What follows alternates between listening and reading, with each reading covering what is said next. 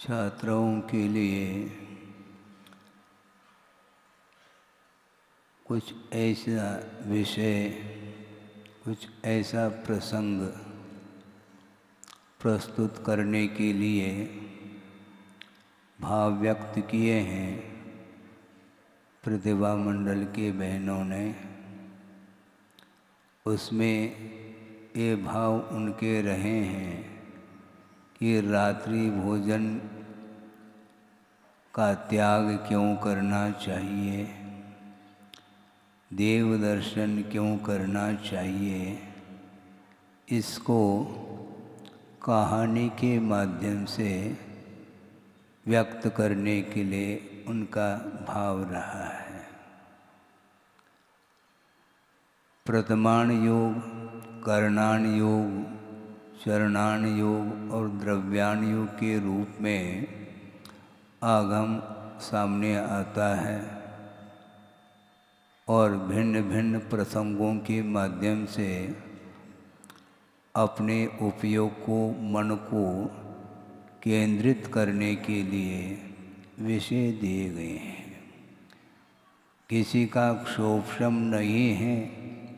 कर्म सिद्धांत और सूक्ष्म रूप से जीव सिद्धांत का बोध जिसे नहीं है और लोक के विषय में भी भौगोलिक विषय को लेकर के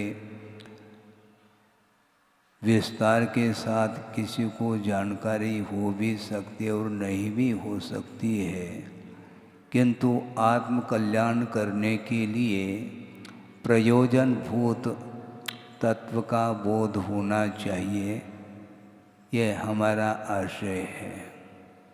और आप लोग कथानक पढ़ सकते हैं, पद्म पुराण है, हरिवंश पुराण है, पांडव पुराण है, श्रीपाल चरित्र है, सुदर्शन चरित्र हैं, आदि आदि।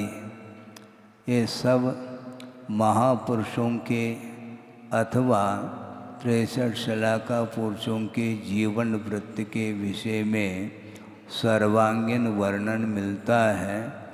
जहाँ तक मैं समझता हूँ कि आप लोग उन बच्चों के लिए छोटी छोटी कहानियों के माध्यम से संस्कार तो दे ही रहे होंगे, फिर भी आपका भाव है उसको लेकर के प्रसंग बना रहा हूँ कि आप लोग तत्पर सूत्र का अध्ययन करते हैं। जो नहीं करते हैं कोई बाधा नहीं, किंतु उसमें एक मंगलाचरण के रूप में श्लोक आता है और उस मंगलाचरण में उमा स्वामी महाराज अथवा किसी आचार्य के द्वारा वह मंगलाचरण किया हुआ हो सकता है। उसमें ये भाव दर्शाया है कि मोक्ष मार्ग के नेता को मैं नमस्कार करता हूँ। किसको करता हूँ? हाँ, इस प्रकार पूछना पड़ेगा, उसके माध्यम से ही अपने आप ही उल्लसित हो जाएंगे। ये पढ़ाने की पद्धति रही है। प्रवचन अलग होता है और पढ़ाने की पद्धति उसको रिपीट किया जाता है कि मोक्ष मार्ग के नेता को नमस्कार किया गया है। वह श्लोक आपके सामने रख रहा हूँ, हालांकि वह श्लोक संस्कृत में है। इसके उपरांत भी सरल अर्थ है। और कल मैं कहाँ पर मध्याह्न में 1:30 बजे महाराजों के साथ वहाँ पर अवलोकन करने के लिए पाठशाला, जिसको बोलते हैं स्कूल बोलो, अंग्रेजी शब्द है विद्यालय। हाँ, विद्यालय का आलय माना जाता है, विद्या का आलय सो विद्यालय। वहाँ पर गए और अलग अलग कक्षाएं वहाँ पर भिन्न भिन्न विषय को लेकर के पढ़ाई चल रही थी। उसमें संस्कृत में भी अध्ययन कराने की अपेक्षा से कुछ विषय दिए जा रहे थे। तो ये श्लोक जो है संस्कृत में है, मोक्ष मार्गस्य नेतारम, हाँ कंठस्थ है भेतार, हाँ वंदे का अर्थ मैं नमस्कार करता हूँ। किसको नमस्कार करता हूँ? मोक्ष मार्ग के नेता। लौकिक नेता को नमस्कार नहीं किया जा रहा है, किंतु परमार्थ का बोध कराने वाले जो मोक्ष मार्ग के नेता होते हैं उनके लिए नमस्कार किया गया है। वो कैसे हैं? भेतारम कर्म भूभृताम, ऐसा कहा है। भूभृत का अर्थ होता है पर्वत। क्या होता है? पर्वत होता है।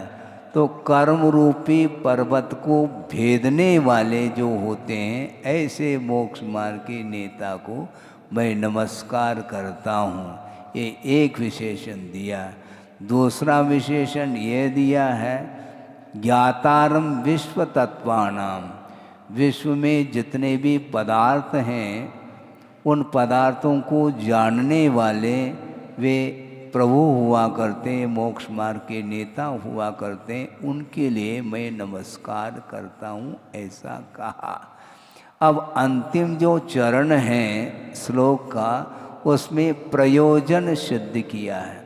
प्रयोजन की ओर भी ध्यान दिलाया गया है कि मोक्ष मार्ग के नेता को मैं नमस्कार क्यों करता हूँ, क्योंकि मंदिर क्यों जाना चाहिए, ये जिज्ञासा थी।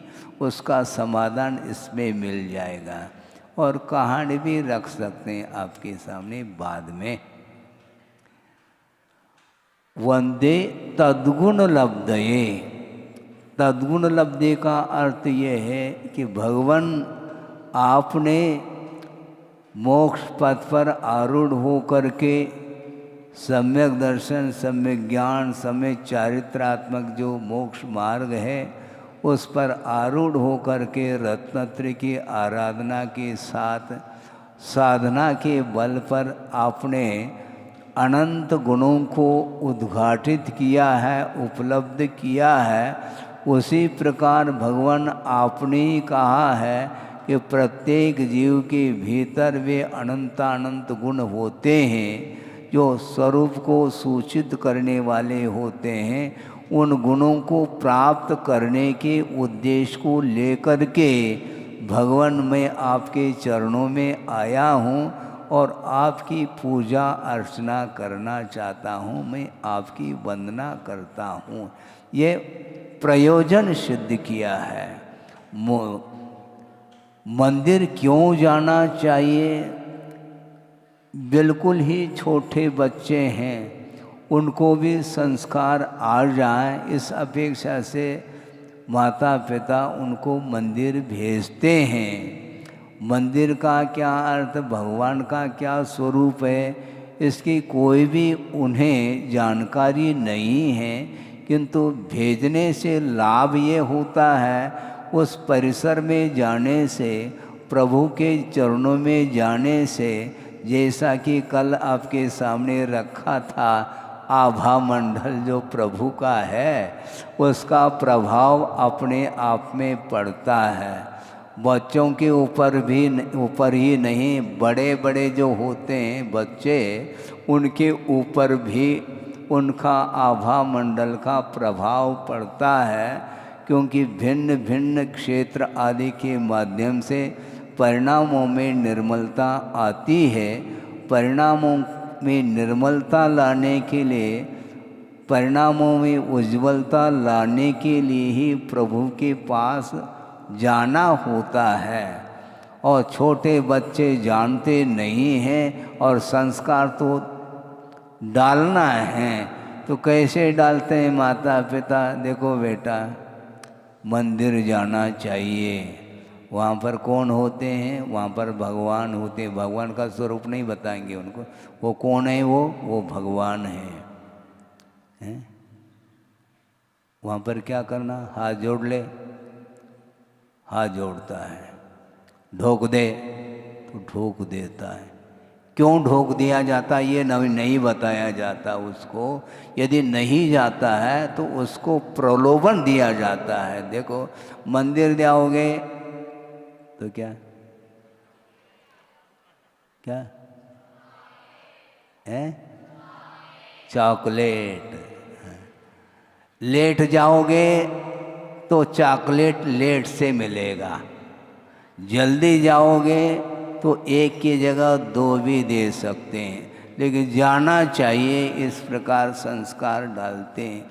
इसके बाद भी यदि नहीं जाता है तो थोड़ा सा उसको क्या करते हैं, गरम पट्टी का प्रयोग करते हैं। नेचुरोपैथी जानते हैं, नेचुरोपैथी में यही होता है। प्राकृतिक जो उपचार माना जाता है जिसको नेचुरोपैथी बोलते हैं, और उसमें ठंडी पट्टी और गर्म पट्टी एक एक दो दो मिनट के लिए रखा जाता है। उसके माध्यम से पेट की जो भीतर की जो विकृति है उसको दूर करने के लिए उपचार माना जाता है। तो यहाँ पर प्रसंग में ठंडी पट्टी का अर्थ अलग है और गर्म पट्टी का अर्थ अलग लेना चाहिए। ये छोटे बच्चे आशय नहीं पकड़ पाते, उनको ये बताए ठंडी पट्टी का अर्थ थोड़ा सा प्रलोभन देते हैं और गर्म पट्टी का अर्थ पनिशमेंट है, डांट देते हैं। फिर वह अपने आप ही जाना पड़ता है। वो अपने भावों से नहीं जाता किंतु जाना पड़ता है, कोई बाधा नहीं। धीरे धीरे धीरे जाने से वहाँ का जो वातावरण है, वहाँ का जो आभा मंडल है, उसका प्रभाव पड़े बिना नहीं रह सकता। ये सिद्धांत है। और आगम ग्रंथों में ऐसा भी विषय आया है कि 8 साल अंतर्मूर्त के उपरांत सम्यक दर्शन को प्राप्त करने की क्षमता उसके अंदर आती है। और मात्र सम्यक दर्शन ही नहीं, रत्नत्रय को प्राप्त करके और अंतर्मूर्त में निर्वाण को प्राप्त करने की भी क्षमता उसके अंदर आ जाती है। इसलिए ये बहुत बड़ा लाभ इस पे निहित है। इसलिए निरंतर धार्मिक संस्कार देना चाहिए। कहानी के माध्यम से सही, हमें कोई प्रयोजन नहीं, वह भाव तक पहुंचाना है। पहुंचाने के लिए भिन्न भिन्न प्रकार की दवाई दी जाती है। मान लो कड़वी दवाई होती है, लेना तो है, रोग को दूर करने के लिए दवाई का प्रयोग किया जाता है। और मान लो वो दवाई कड़वी है तो शुगर कोटेड कर लेते हैं, ताकि उसके माध्यम से वह मुख में पहुंच जाए और थोड़ा सा मिठास का अनुभव होता है और भीतर चला जाता है, तो रोग को दूर करने के लिए वह कारण शुद्ध होता है। उसी प्रकार छोटे छोटे कहानी जो शुगर कोटेड मानी जाती हैं, उसके माध्यम से बालकों का, बालिकाओं का मन लग जाता है। ये आवश्यक है। इसी को धर्मानुराग की संज्ञा दी है। राग एकांत से संसार के विकास के लिए कारण नहीं, किंतु जो विषयानुराग है उसके माध्यम से ही संसार का विकास होता है। और मोक्ष तत्व को प्राप्त करने के लिए धर्मानुराग का आलम्बन लेना चाहिए, ऐसा आचार्यों ने कहा है। बहुत अच्छा प्रसंग एक कहानी के माध्यम से सही आचार्य समंतभद्र स्वामी ने प्रसंग दिया है। यदि पढ़ा हो अथवा पढ़ने में आया हो अथवा पढ़ाया गया हो तो आपको स्मरण में वह विषय आ सकता है कि सैनिक हाथी पर सवार हो करके कहाँ जा रहा है? समोशरण प्रभु के दर्शन करने के लिए वो जा रहा है। उनके साथ प्रजा भी है, जनता भी जा रही है, क्योंकि प्रभु समोसन में विराजमान हैं। उनके दर्शन, उनके पूजन अर्चन के उद्देश्य को लेकर के पूरी जनता जा रही है, और राजा भी हाथी के ऊपर सवार होकर के जा रहा है पूजन के उद्देश्य को लेकर के। और एक छोटा सा कौन, हाँ, कहानी आपको सब कंठस्थ है, और कोई इसमें आग्रह किया महाराज इनको बोध हो जाए कहानी के माध्यम से। पता नहीं कितनी कहानी इनको याद है, हमें तो नहीं याद है। आया क्या नहीं, ये प्रसंग दिया है कि मेंढक भी उसमें शामिल हो रहा है। उसके मुख में फूल की पंखुड़ी है और वह जा रहा है। सोचो विचार करो, कहाँ जा रहा है? समोशरण। यहाँ समोशरण है ही नहीं, किंतु जनालय हैं। उन जनालय की वंदना करके, उनकी पूजा इत्यादि करके अपने परिणामों को शुद्ध बनाया जाता है। तो उसी प्रकार वह छोटा सा मेंढक जरूर है, और वह तिर्यंच गति का जीव माना जाता है। अपन को ऐसा लगता है कि इसके पास कोई ज्ञान ही नहीं है और हम ही ज्ञाता दृष्टा है? ऐसा नहीं, उसके अंदर भी प्रभु की पहचान हो रही है। एक छोटा सा प्राणी, क्षुद्र प्राणी होकर के भी वह मूक प्राणी है, वह बोलता नहीं किसी के साथ, जा रहा है। कितने पवित्र भाव होंगे उसके अंदर, कुछ भी नहीं कहा जा सकता। उस पर्याय को देखते हुए लगता नहीं कि इसके अंदर भी इतने पवित्र भाव होंगे, क्योंकि भाव पकड़ में नहीं आते, किंतु भीतर वह भाव रहते हैं। भावों की अभिव्यक्ति जो करता है उसी के अंदर भाव है, और जो अभिव्यक्त नहीं करता है उसके अंदर भाव ही नहीं। ऐसा नहीं हो सकता, क्योंकि उसके पास भी प्रभु की पहचान करने के लिए मन है उसके पास, माइंड जिसको बोलते हैं। लेकिन माइंड हो करके भी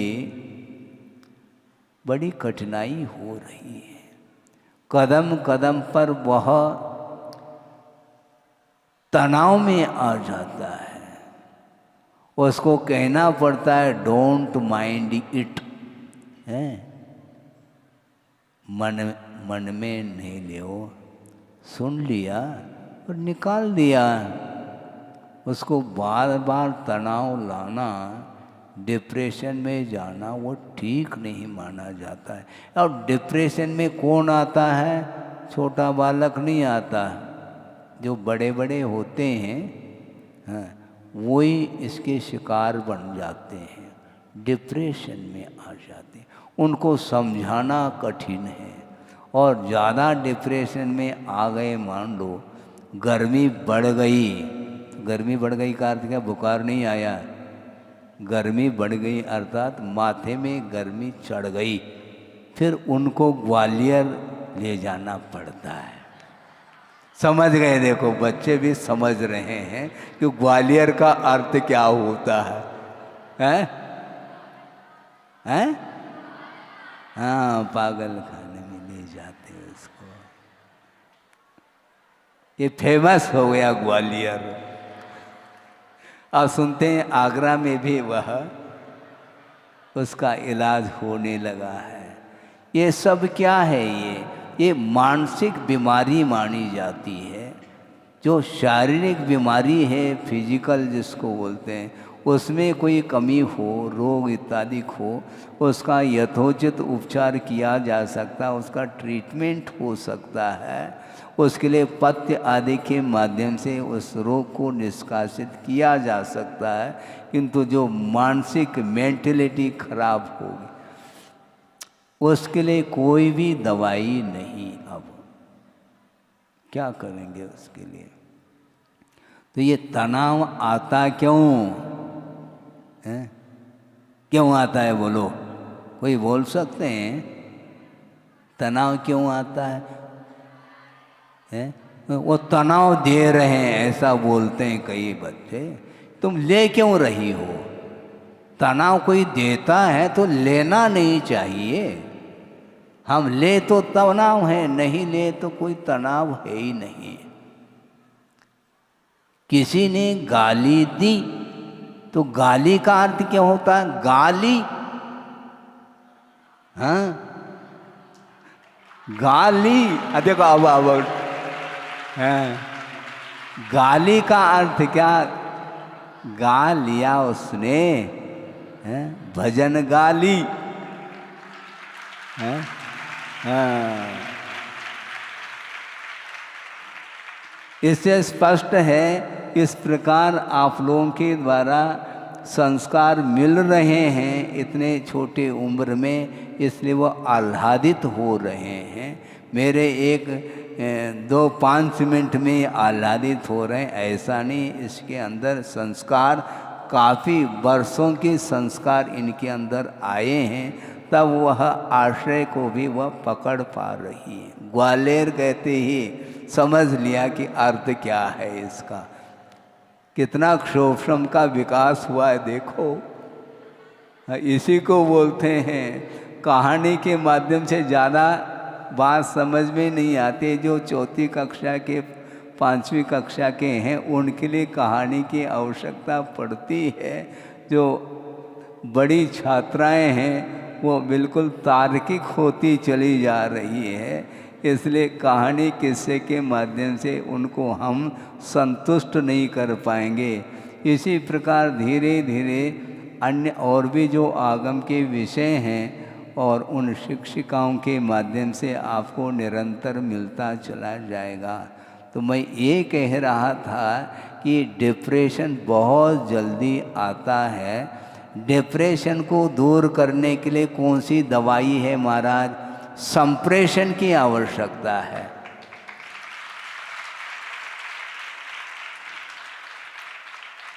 डिप्रेशन को दूर करना है तो संप्रेषण, अच्छे ढंग से भावों का संप्रेषण होता है।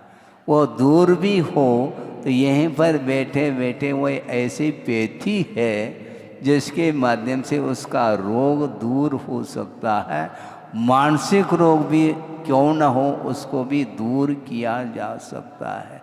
क्या बोलते हैं आप? हीलिंग बोलते हैं? क्या बोलते हैं? हाँ हाँ हाँ हाँ बिल्कुल। इसके माध्यम एक पैथी है सहानुभूति, सबका कल्याण हो, ये जो पवित्र भाव है इसका इतना दूर दूर तक प्रभाव पड़ सकता है। हजारों किलोमीटर भी क्यों न दूर हो उसके साथ इस प्रकार का धार्मिक संबंध जोड़ा जा सकता है। वह यहाँ पर आने की उसकी क्षमता नहीं भी हो तो भी यहाँ से प्रेषित किया जा सकता है। ये पवित्र भाव माने जाते हैं। भावों का ही आदान प्रदान होता है। शब्द एकमात्र माध्यम है और शब्दों में आर्ट भी हो सकता है, शब्दों में कला आ सकती है, साहित्यिक छटा जिसको बोलते हैं। लेकिन भावों में कौन सी कला है? शब्द कुछ भी हो किंतु भीतर से यदि बोलेंगे तो निश्चित रूप से उसका रोग दूर हो जाता है। गोद खा बालक है, उसको चुटकी बजा दी है और वह मुस्कान ले रहा है, वह हंस रहा है, यानी चुटकी का मायना भी समझ रहा है। वो शब्द नहीं है, वो चुटकी केवल ध्वनि है। मौन रह करके भी यूं इशारा करते हैं तो वह दौड़ता आ जाता है। इसका अर्थ वह समझ रहा है कि मुझे चाह रहे हैं, मुझे बुलाया जा रहा है। हाँ, ये एक मूक पिक्चर माना जाता है। आप बोल नहीं रहे हैं किंतु धीरे धीरे यूँ करते हैं, फिर बाद में थोड़ा सा आजा बेटा, बाद में कहते पहला तो यूँ। केवल आजा बेटा कहने से वो नहीं आता, वो इशारा समझता है, वो शब्द को नहीं समझता। हम शब्द के माध्यम से उसको बुलाने का प्रयास करते हैं, वो नहीं आ पाता।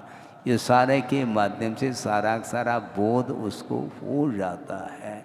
इसलिए भावों का जो आदान प्रदान है उसके माध्यम से बहुत जल्दी मानसिक विकास भी होता है और उसके माध्यम से शरीर भी पुष्ट हो सकता है।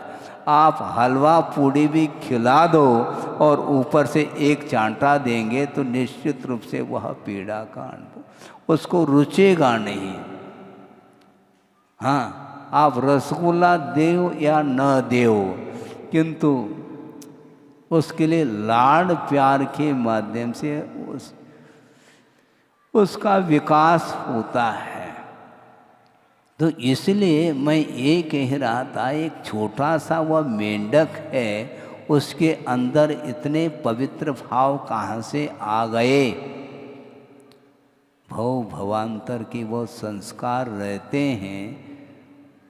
कुछ ही क्षण में पाप कर्म के उदय के कारण इस प्रकार की पर्याय मिलती है। इसके उपरांत भी स्टॉक में, स्टोर रूम में वह पुण्य रहता है। कल स्टोर रूम दिखा रहे थे, इसलिए वो याद आ गए मुझे कि स्टोर में, स्टॉक में वह पुण्य संचित रहता है। समय पा करके वह उदय में आ जाता है तो उसका कल्याण हो जाता है। और वह मेंढक मुख में एक फूल की पंखुड़ी रह करके जा रहा है, प्रसन्न चित्त है वह अंदर। वह बहुत बड़ा पुण्यार्जक माना जाता है। दूसरा कोई भी जान नहीं सकता कि यह भी पुण्य का अर्जन कर रहा है। मंच पर उसके लिए बुलाया नहीं जा रहा है और उसको आवश्यकता भी नहीं, वह जा रहा है। कहाँ जा रहा है? समोशरण जा रहा है। समोशरण का क्या अर्थ है, क्या डेफिनेशन है? तुम रखो डेफिनेशन, हमें कोई आवश्यकता नहीं है। हमें भाव भाषण से प्रयोजन है। तद्गुण लब्धये अहम वंदे, भगवान मैं आपके पास बहुत जल्दी आ जाऊंगा।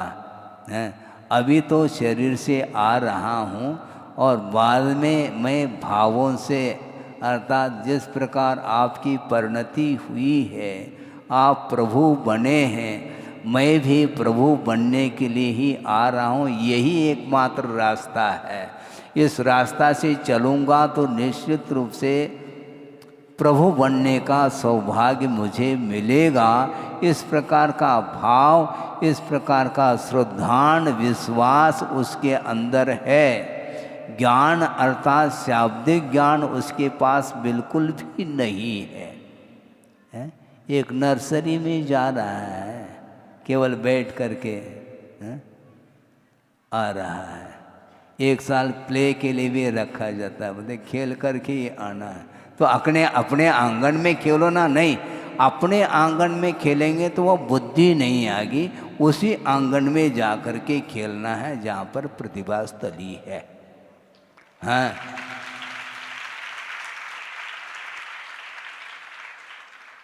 उस प्रतिभा स्थली में जा कर के वह दिन भर भी खेल ले तो भी उसके अंदर संस्कार अलग क्वालिटी के आएंगे। क्योंकि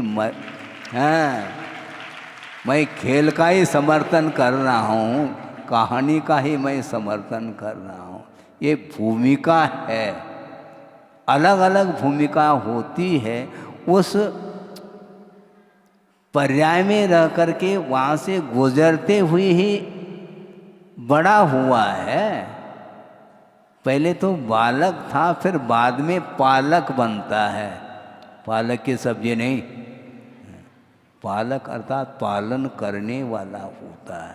पहला बालक था, फिर बाद में बड़ा हो करके दूसरे के पालन करने की क्षमता उसके अंदर आ जाती है, धीरे धीरे ही विकास होता है। तो वह मेंढक बिल्कुल भाव विभोर होकर के जा रहा है और जाते जाते मार्ग में ही एक ऐसा संयोग जुड़ जाता है कि उस श्रेणी के हाथी के नीचे, पैर के नीचे आ करके अवसान को प्राप्त होता है। अब तर्क करने वाला ये कर सकता है, यही तो बात है, इसलिए हम धर्म नहीं करना चाहते हैं। धर्म करने से इस प्रकार नौबत आती है। अब सोचो उनके लिए क्या बोध देंगे। उनको बोध नहीं दे सकते, उनको ग्वालियर भेज सकते, क्योंकि वो तर्क कर रहा है।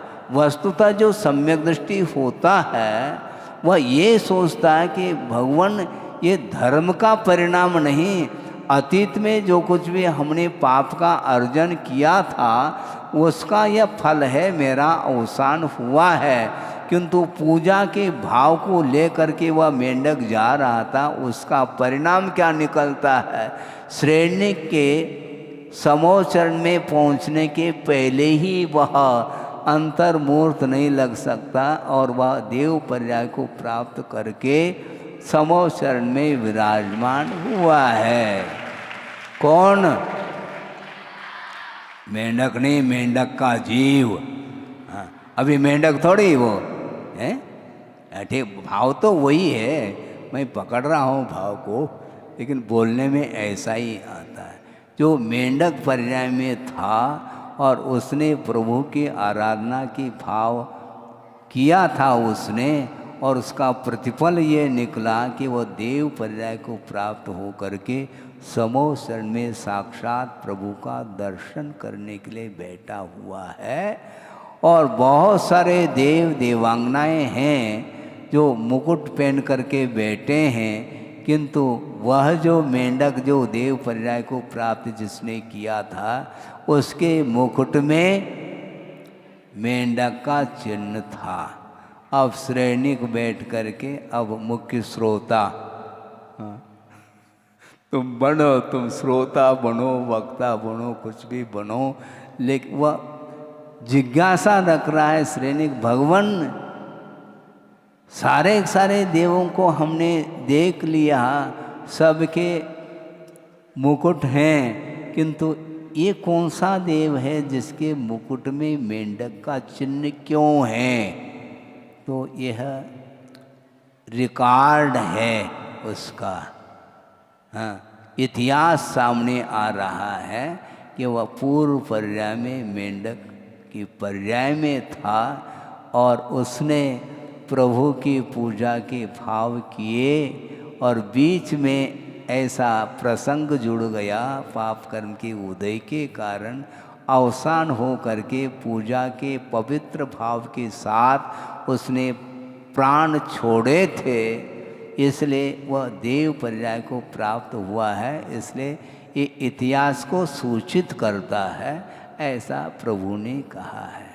अर्थ ये हुआ कि एक छोटा सा भी प्राणी है तो वह इस प्रकार के पूजन के भाव रखने से, प्रभु के दर्शन के भाव रखने से भावों में उज्ज्वलता आती है। इस कहानी को याद रखोगे? वह पहले से याद है, हाँ क्या? हाँ, हम भी पूछ रहे हैं, लेकिन पहले से आपने कहा था ना ये कौन सा है, वो मेंढक आपने बता दिया था। इसका अर्थ कहानी आपको पढ़ाई गई है, पक्की बात है। उसी को हमने रिपीट किया है, ज़्यादा और कुछ नहीं किया है, क्योंकि उसके माध्यम से अपने लिए भी बोध प्राप्त होता है। हाँ, अब बहुत जो है हमारा विकास हुआ है, ज्ञान का जो विकास हुआ है। पहला जो जीवन पतित था वह जो पावन हो रहा है, एकमात्र तद्गुण लब्धये अहम वंदे, अर्थात भगवान आपके गुणों को मैं प्राप्त करने के लिए ही आपकी आराधना उपासना कर रहा हूँ। इसके पीछे हमारा और कोई भी उद्देश्य नहीं है। उद्देश्य पवित्र रखो, निश्चित रूप से ज्ञान का भी विकास होगा और चारित्र का भी विकास हुआ। आमूल चूल पूरा का पूरा जीवन ही परिवर्तित हो जाता है।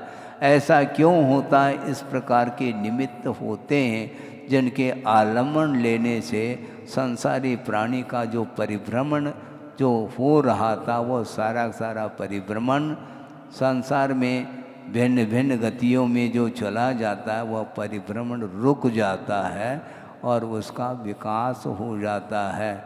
आपका समय हो गया है, इसलिए इस कहानी को याद पहले से ही है और बार बार उसको याद करके जिसको याद नहीं है उसको सुनाया करो। और क्या, छोटी छोटी नई नई बालिकाएं आती हैं ना जो कली के रूप में रहती है, उसको भी खिलाने का प्रयास करो। कल हम देख रहे थे जो छात्राएं, बड़ी छात्राएं हैं, वो स्पीच दे रही थी उसको देख करके मन आह्लादित होता है, कितना विकास कर लिया। इसी प्रकार सबको विकास करना है क्या? नहीं करना है। इसी प्रकार कहानी सुनो और कहानी सुनाओ, तभी विकास होगा। अहिंसा परमो धर्म की जय।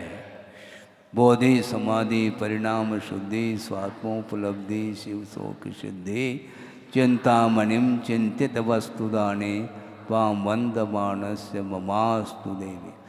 परम पूजा आचार्य गुरुवर श्री विद्यासागर जी मुनि महाराज की जय।